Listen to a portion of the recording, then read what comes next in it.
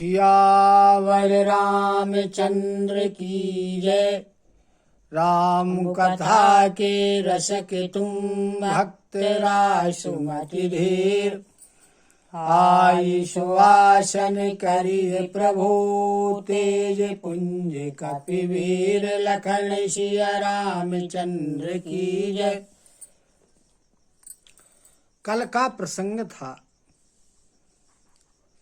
कि भरत जी ने माता कैकेयी से पूछा कि पिताजी कहाँ हैं, मेरी माताएं कहाँ हैं, राम लखन प्रिय भाई कहाँ हैं। जब पुत्र के स्नेहमय वचनों को कैकेयी ने सुना तो अपने नेत्रों में कपट रूपी जल भरकर पापनी कैकेयी भरत के कानों को और मन को शूल के समान चुभने वाले वचनों में कहने लगी कि हे तात, मैंने सारी बात संभाल ली और उसमें मंथरा ने मेरी सहायता की, लेकिन बीच में विधाता ने थोड़ा सा काम बिगाड़ दिया। वह यह कि राजा देवलोक को पधार गए। यह बात सुनते ही भरत बड़े विषाद के बेहाल हो गए। जिस प्रकार सिंह की गर्जना सुनकर के हाथी सहम गया हो और हे तात हा तात पुकारते हुए अत्यंत व्याकुल होकर पृथ्वी पर गिर पड़े और विलाप करने लगे, कहने लगे कि हे तात, मैंने आपको स्वर्ग के लिए चलते समय देख भी न पाया। आप मुझे श्री राम को सौंप भी नहीं गए। फिर धैर्य धारण करके संभल कर उठे और बोले कि माता, पिता के मरने का कारण तो बताओ। अब पुत्र के वचनों को सुनकर के कैकेयी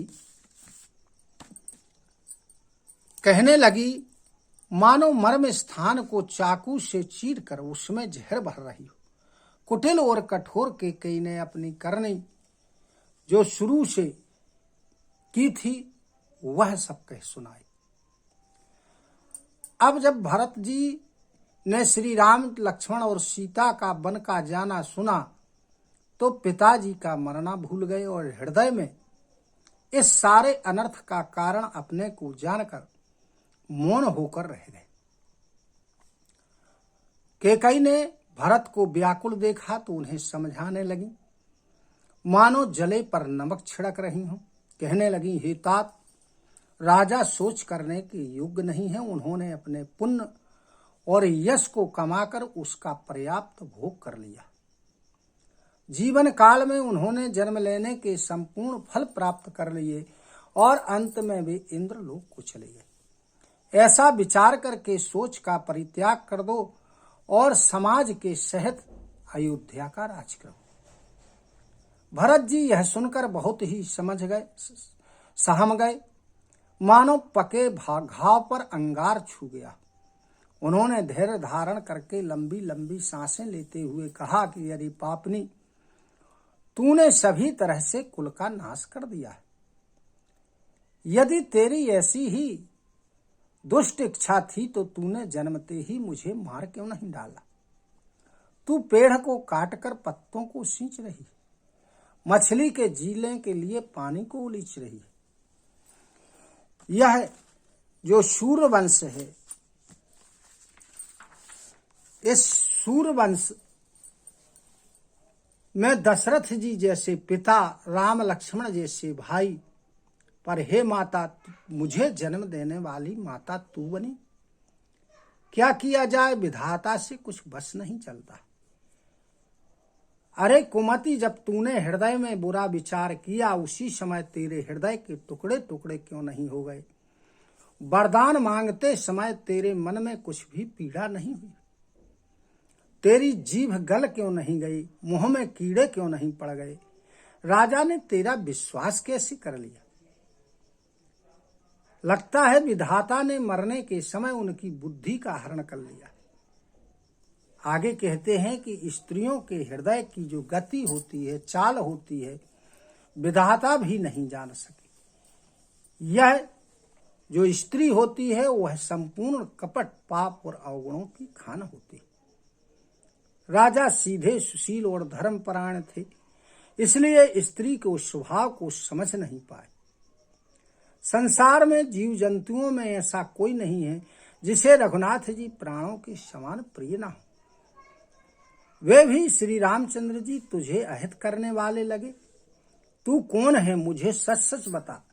तू जो है वह है, लेकिन अब मुंह में कालिख पूत करके उठकर मेरी आंखों के ऊट में बैठ जा। अब इसके आगे की कथा। राम विरोधी हृदय ते प्रगट कीन विधि मोहि, मोह समान को पात की बादी कहूँ कछु तो ही। लखन सिया रामचंद्र की जय। विधाता ने मुझे श्री रामचंद्र जी का विरोधी बना दिया। मेरे बराबर पापी दूसरा कौन है। मैं व्यर्थ ही तुझे दोष दे रहा हूं। सुनी शत्रुघ्न मातु कुटिलाई, जरहि गातो रिस कछु न वसाई।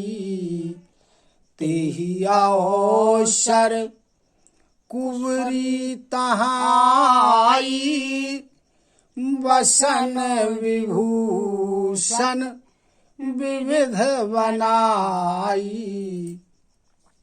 अब जब शत्रुघ्न जी ने अपनी माता कैकेयी की कुटिलता को सुना तो उनके क्रोध के कारण सारे अंग जलने लगे, पर कुछ बस नहीं चलता है। उसी समय अनेक प्रकार के कपड़ों गहनों से सजी हुई कुबरी वहां आई। उधर देखो कैकेयी सजी हुई थी, यहाँ कुबरी सजी हुई। लखीर से भरो लखन लगु भाई, बरतो अनलो घृत आहुति पाई। हुमगी लात तकी कुंवर मारा, परिमोह भर मही करत पुकारा। उसी समय कुबरी को सजा हुआ देख करके और लक्ष्मण जी के छोटे भाई शत्रुघ्न जी क्रोध में भर गए, मानो जलती हुई आग में घी की आहुति पड़ गई हो। उन्होंने जोर से कुबरी के कुबड़ पर एक लात मारी, जिसके कारण वह मुंह के बल पृथ्वी पर पुकार करते हुए गिर पड़ी। कुंवरो टूट्यो फूट कपारू, दलित दसनो मुख रुधिर प्रचारू। आहे दैय में काहे नसावा, करतो नीक फलु अने सिपावा। उसका कुबड़ टूट गया, कपाल फूट गया, दांत टूट गए, मुंह से खून बहने लगा और कहने लगी कि हाय देव, मैंने क्या बिगाड़ा है। अरे अच्छा करते हुए बुरा फल प्राप्त हो रहा है। सुनी रिपुहन लखी नख सिख खोटी, लगे घसीटन धरी धरी झोंटी। भरतो दया निधि दीन छड़ाई, कौशल्या पही गे दो भाई। उसकी यह बात सुन करके और उसे नख से शिखा तक दुष्ट जान करके शत्रुघ्न जी ने उसके बालों को पकड़ा और उसे घसीटने लगे। तब भरत जी जो दया के समुद्र हैं उन्होंने उसको छुड़ा दिया और उसके बाद दोनों भाई कौशल्या जी के पास पहुंचे। मलिन बसन विवरण विकल कृष शरीर दुख भार कनक कलप बर बेलीवन मानहु हनी तुषार लखन सिया रामचंद्र की जय। वहां जाकर भरत जी देखते हैं कि कौशल्या जी मैले वस्त्र पहने हुए हैं, चेहरे का रंग बदला हुआ है, बड़ी व्याकुल है और दुख के कारण शरीर सूख गया है। ऐसा दिख रहा है उनका शरीर मानो सोने की सुंदर कल्पलता को वन में पाला पड़ गया। भरत ही देखी माती उठी धाई मूर्छित अबानो परी झैयाई देखत भरत विकल भय भारी परे चरणों तन दशा विचारी। भरत जी को जब माता कौशल्या ने देखा तो उठ करके दौड़ी, लेकिन उन्हें चक्कर आ गया जिसके कारण वो मूर्छित होकर पृथ्वी पर गिर पड़े। अब जब भरत जी ने देखा तो भरत जी बड़े व्याकुल हुए और शरीर की सुध बुध भूल करके कौशल्या जी के चरणों पर गिर पड़े। मातू तातु कहाँ दे दिखाई कहाँ सिय राम लखन दो भाई के कई कत जन्मी जग माझा जो जन्मी भई काहे न बाझा। हे माँ, पिताजी को दिखाओ, कहाँ है? सीता जी तथा मेरे दोनों भाई राम लक्ष्मण कहाँ हैं? उन्हें दिखा दो। केकई जगत में क्यों जन्मी, और यदि जन्मी तो फिर बांझ क्यों नहीं हुई? कुल कलंकु जेहि जन्म्यो मोही अपजस भाजन प्रिय जन द्रोही कोटि भुवन मोहि सरस अभागी गति असी तोर माँ तुझे ही लागी। उसके कई ने कुल के कलंक अपयस के भाड़े और प्रियजनों का द्रोही मुझ जैसे पुत्र को उत्पन्न किया। तीनों लोकों में मेरे समान अभागी कोई नहीं है कि जिसके कारण हे माता तुम्हारी यह दशा हुई है। पितु सोरो पुरवन रघुवर के तू मैं केवल सब अनरथ है तू धिग मोही भयं बेनु बन आगी दुसहे दाहे दुख दूषण भागी। मेरे ही कारण पिताजी स्वर्ग में हैं और श्री रामचंद्र जी वनवास में। केतु के समान मैं ही इन सब अनर्थों का कारण बन गया। मुझे धिक्कार है, मैं बांस के वन में आग के समान उत्पन्न हुआ और कठिन दाह और दुख और दोषों का भागी बना। मातु भरत के बचन मृदु सुनी पुनी उठी सम्हारी, लिए उठाई लगाई उर, लोचन मोचती बारी, लखन सिया रामचंद्र की जय। भरत जी के कोमल वचनों को सुन करके माता कौशल्या जी संभल करके उठती हैं और भरत जी को उठा करके उन्होंने अपने हृदय से लगा लिया और उनके नेत्रों से आंसू बहने लगे। सरल सुभाय माय ही लाए, अति हित मनाहूँ राम फिर आए। भेंट्यो बहुरी लखन लघु भाई, शोकु सनेहु न हृदय समाई। सरल स्वभाव वाली माता कौशल्या ने बड़े प्रेम से भरत जी को अपने हृदय से लगा लिया, मानो श्री रामचंद्र जी वन से लौट आए। और फिर लक्ष्मण जी के छोटे भाई शत्रुघ्न को हृदय से लगाया। शोक और प्रेम दोनों उनके हृदय में समा नहीं रहे।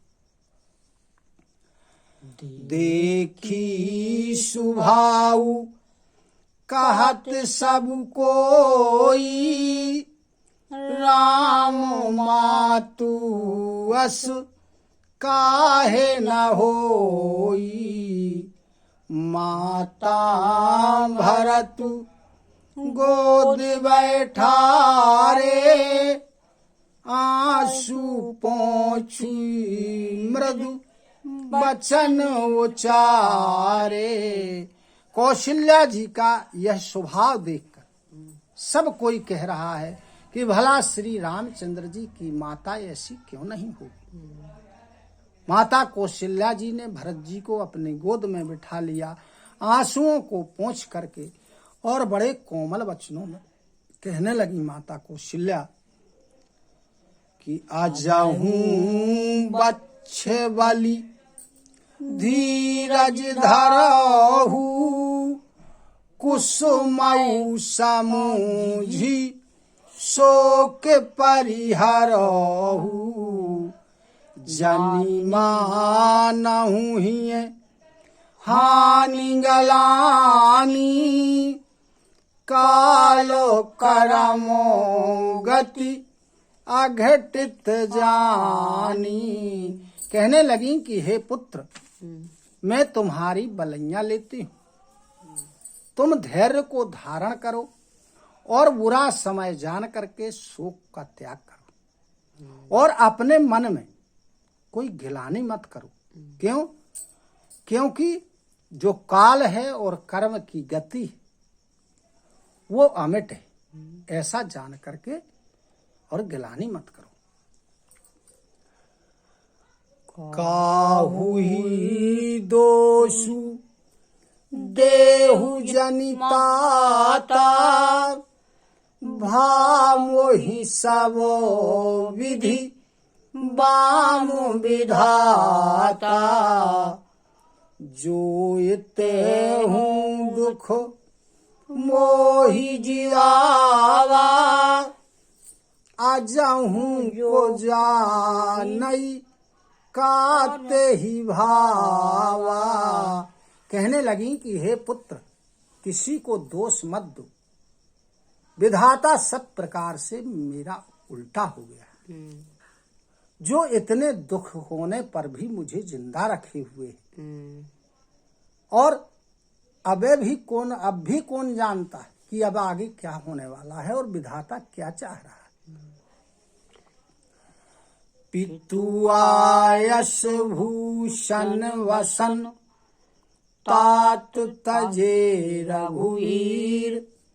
विस्मऊ हरसु न हृदय कछु, पहरे बल कल चीर। लखन सिया रामचंद्र की जय। कहने लगी माता कौशल्या भरत जी से कि हे तात, पिता की आज्ञा से श्री रघुनाथ जी ने भूषण वस्त्रों का आभूषणों का त्याग कर दिया और बलकल वस्त्र पहन लिए, और ऐसा करते समय ना उनके हृदय में कोई प्रसन्नता थी और ना कोई विषाद था। सियावर रामचंद्र की जय। कथा विसर्जन होते सुनहु वीर हनुमान, जो जन जहाँ से आए हो सो तहाँ करऊ पयान। श्रोता सब आश्रम गए शंभु गए कैलाश, रामायण मम हृदय में सदा करहु तुम वास। लखन सिया रामचंद्र की जय। उमापति महादेव की जय। पवन सुत हनुमान की जय। गुरु गोविंद की जय हो। जय जय सीताराम जय जय राधे श्याम। नमः पार्वती पते हर हर हर महादेव। हरि शरणं हरि शरणं हरि शरणं हरि शरणं हरि शरणं हरि शरणं हरि शरणं हरि शरणं।